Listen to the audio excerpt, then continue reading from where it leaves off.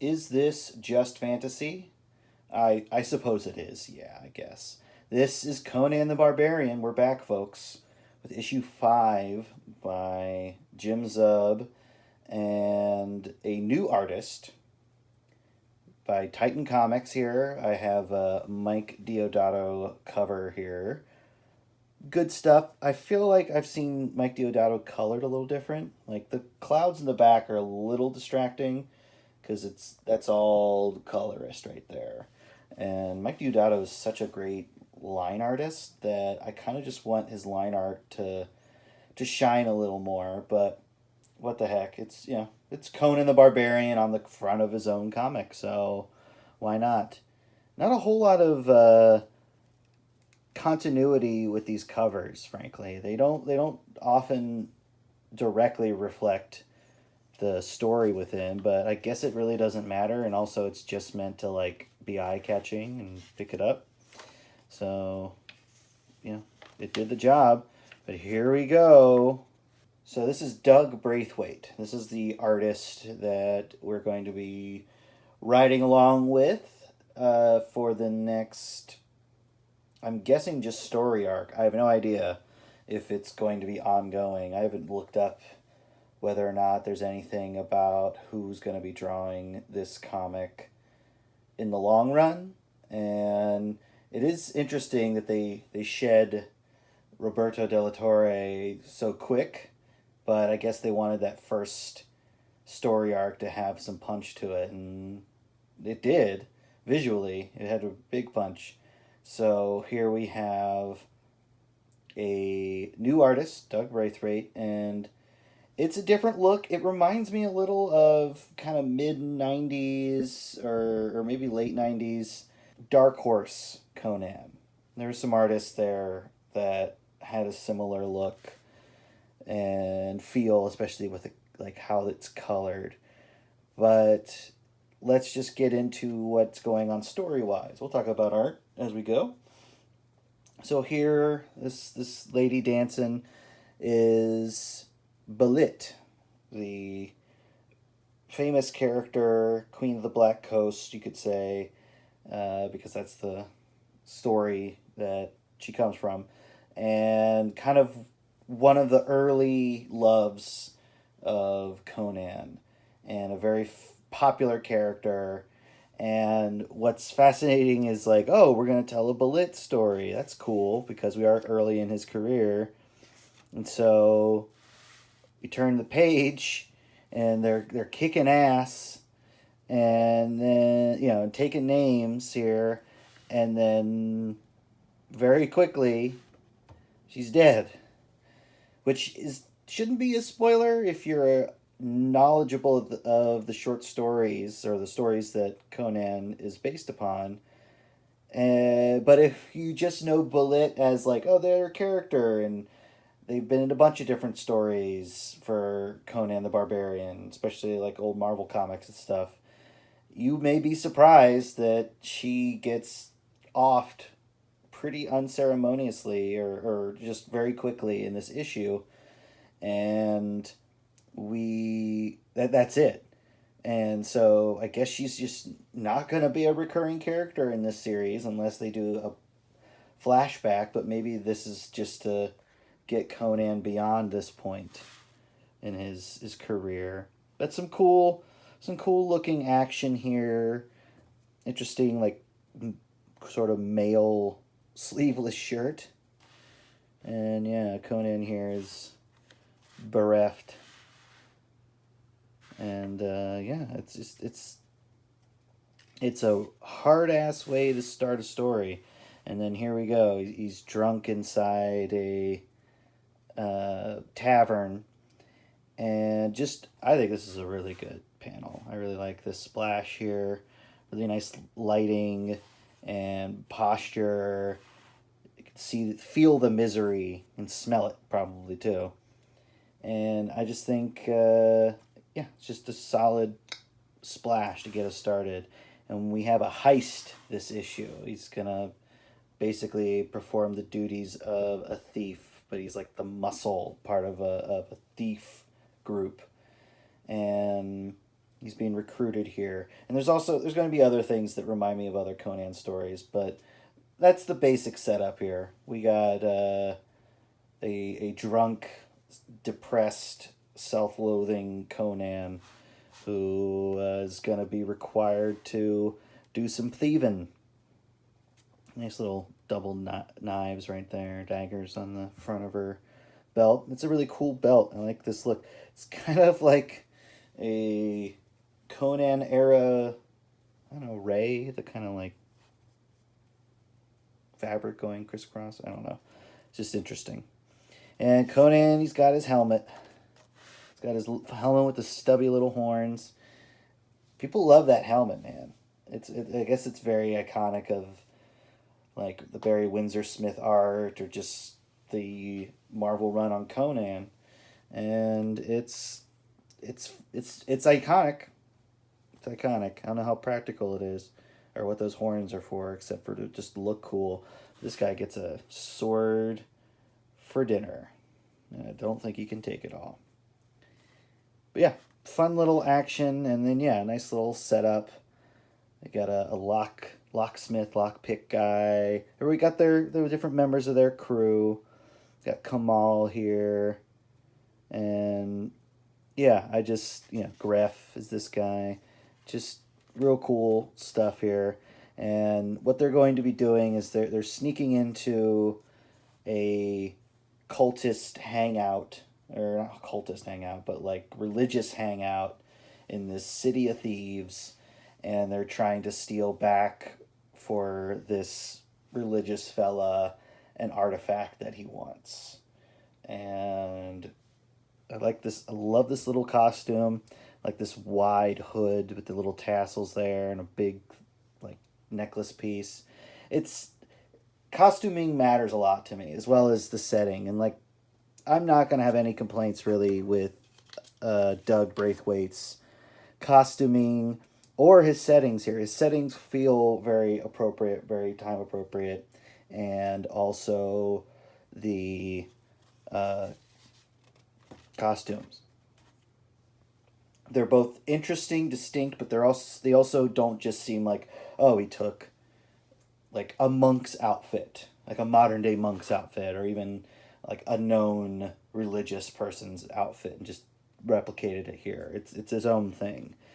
It's not like, I don't know, there was a Red Sonja book that I looked at. It was like issue 1 of, I guess, the current run. But it basically just had like a pope hat in it, like a pope getup in like modern day looking church. And it just didn't ring true for me. Like this stuff, it feels good. It feels gritty, lived in enough. Yeah, great. I like this composition here. This light emitting from the gold. I like it. It's not like it's necessarily like glowing gold, but it sells the attraction of, and like, oh, I want that gold. So yeah, like great stuff. It's good, and he's even getting reflected light off of that gold. I think that's just makes the page more dynamic. And here we have this crazy looking tower. I love the sense of height you get from this page. Just look at how far down these buildings are and how high up these are. Just great use of perspective, and especially because Doug Braithwaite, as far as I know, just had to make all this stuff up. And that's tough. It's tough to not only have to figure out what do these buildings look like, and then how do I draw them in a way where we're looking up at it. Especially, and then this stuff too. It's tough. I mean, I know modern day artists will make like 3D models of stuff that they have to draw from different angles, but you don't go through all that trouble if you're just drawing a building once or a perspective once. You just kind of have to go for it. And I think Doug Braithwaite's doing a great job here. Yeah, I'll get into if I do. There's one thing that I honestly would prefer to be a little different art wise in this book, but I'll touch on that later. So anyway, that's the mark going in there. But what I love is that they're like, it's impregnable. You can't get in, except apparently they bring in corpses to do specific rituals, and they have to smuggle in with the corpses, and I just really like that. Great costuming here. Also, look at that big old ox, the cart. It's just on the atmosphere, the mist here. It's good stuff. It's all well handled. Doug Braithwaite, you're doing great work here. I really like it, and yeah, like this green smoke or not smoke, smell, the stench of death that they have to live in there, and yeah, it's just right. They're sneaking their way in, and Conan gives this guy's neck a little massage with his sword, but I don't think he likes it. Yeah, yeah, they go for the blood in this one. There's some hint of some other stuff, I guess, like making it extreme. This is insane right here. Can anybody sound off? What the fuck am I looking at? Like, I know that probably that was at one point a face, but I can't make out, like, maybe that's a jaw, but like she has stabbed this guy. Chandra has stabbed this guy's face so much it doesn't look like a face, which, like, that's not like a art ding. That is a holy shit, what an idea art wise is. I don't have to draw a face because she has destroyed it. That's honestly some pretty amazing gore for a Conan comic. It's pretty amazing. And here we have just getting stabbed in the head, but they're making their way. And what's interesting here, and like they're having a moment, and there's this interesting transition here. We'll talk about that later. And she's giving him this look, and I'm curious what this look is supposed to signify. I mean, I'm guessing we'll find out later, but it is interesting. Or I'm just like, I can't really tell what her expression is. Maybe I'm just bad at reading her face, but I'm just curious. I'm just not sure what's meant by that look. But a cool shadow panel. And then here we get some homages, you could say, to some classic Conan tales, or at least one in particular, the Tower of the Elephant, which I'm not sure if this is implying that this is like in the same place. I can't recall if like they dropped a name that fits that's the story, the Tower of the Elephant, which is one I'm definitely gonna cover on probably like the Savage Sword of Conan adaptation of that, because that's just awesome. Or the Barry Windsor Smith one. It's good. It's good early Barry Windsor Smith stuff. But yeah, very iconic looking multi-armed elephant thing. And this could just be a sculpture meant to harken back to it, but still really cool. And I like this little montage of them sneaking around and also showing what's happening in all of these places, all throughout this giant complex. But here's the key thing. Conan comes in. They find the hidden place. This guy solves the puzzle, or the puzzle box, the lock, and Jim Zub makes an effort to add I don't even know what you would call it, suspense, where he's like, this is a really tough lock, but then by, like, this is a tough lock, and then by here he's done. So not a long time, and not really.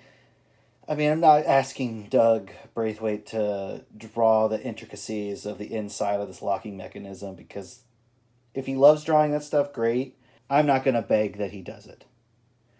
But we get our look at this gem, or this thing, and it should be familiar to anybody who read the first series. And here, it's like the eye of that big, crazy, ugly-looking sculpture thing that was responsible for like the zombie men of the first series, the first story arc in this Titan series. And so we're already tying it to this. So this is Jim Zub's building his Robert E. Howard lore, and he's incorporating something he's already used. And I like this as a MacGuffin. It's and like Conan already knows what it is, and he's like, no, we can't touch it. And it's it's conjuring all kinds of evil and hinting at greater evil to come. Really cool looking zombies there. But that here, you want the collected of the new trade paperback? Well, there you go. It's going to be on sale soon. But anyway, that is issue 5 of Conan the Barbarian. And I'm definitely going to stick with it because I'm a fan of Conan, and also y'all seem to be fans of Conan, so I'm just going to stick with it. I do miss Roberto De La Torre's art. However, Doug Braithwaite is doing a fantastic job. Man, if only this was one page further, then it would be the center spread and there wouldn't be any interruptions in the middle. But it's a floppy. It's easy to just open it wide and see it all. But anyway, yeah, Doug Braithwaite's artwork here is great. The only thing that I am not super in love with, and I'll even use something that I said I thought was cool as an example, is the style of coloring we're using. Because there's lots of like color going over line art here. There's lots of shine and all that. And it's just, I think what I liked especially about the Roberto De La Torre coloring is that it felt, there was a warmth to it. There was a natural, like there was a sense that it was trying to look like an artist was painting it. Like there was brush marks, even if they were like, even if it was even if it was digitally painted, it still felt like brush marks. This doesn't quite feel like that. It feels a little bit more, I mean, it feels digital in a different way. Digital, but like not trying to seem natural. It just seems like it's trying to add more realism to the drawing than maybe is just there. Like for instance, like this light coming down here, these streaks of light. That's not in the art. That's not in the drawings. So like right here, where it's like there's rain right here. I don't see any indication that Doug Braithwaite was trying to draw rain. Not necessarily. So it just seems like it's a choice that the colorist made. And I'm not even trying to disparage the colors, because for what he's doing a great job. You know, and he's separating areas with color, but it's just stylistically it's not my cup of tea. You know, I'm a tried and true Dave Stewart devotee when it comes to coloring. Dave Stewart, one of the great colorists. Also Matt Lopez, he's another great colorist. There's Jordi Belair, he's another great colorist. There's a lot of great colors, and I'm not even going to drag this guy's name in the mud. I think that Diego Rodriguez is doing a great job at what he's doing. It's just, you know, my preferences are different, but it's still, I think, a fun little heist, a little caper for Conan and his buddies here. And I like the inclusion of this thing. You know, we're not dropping that thread. But anyway, that is issue 5, Conan the Barbarian. So, looking at it, are you sticking with it? Are you going to pick this up? Are you going to continue on with this version of Conan, or are you going to find something else to read instead of this one? Who knows? You know, it's up to you. I'm going to stick with it, though, because I'm just generally a fan, and I'm curious to see where it goes.